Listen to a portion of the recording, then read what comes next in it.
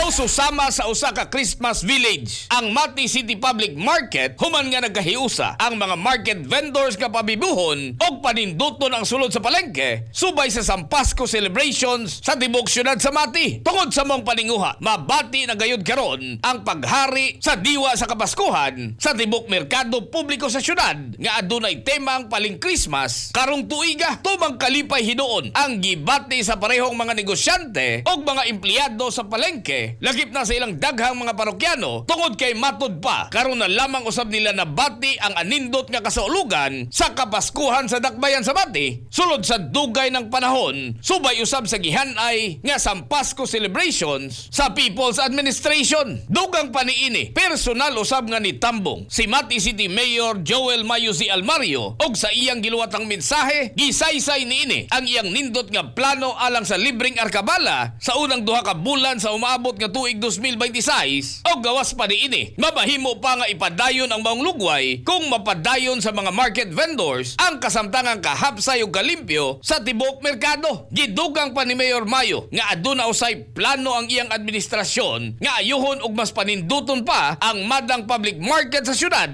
aron mas mapaayo ang kahimtang niini og hilabi sa tanan mas mapanindot pa ang mahatag nga pagpanerbisyo ngadto sa katawhan. Sa susamang higayon nanumpa usab sa atubangan sa mayor ang Kumumba o City of Mati United Market Vendors Association isip pagpakita sa ilang suporta o commitment alang sa tanang programa sa kayuhan sa palengke. Ang Palig Christmas usa ka bililhon nga okasyon tungod kay kini ang unang Pasko nga gipahigayon sa palengke ubos sa People's Administration ni Mayor Joel Mayo Z. Almario. Katropa nyo sa City of Mati para sa nagahiusang Pilipino para sa Pilipinas. Kini si katropang Vicente Pichon IV, XFM News.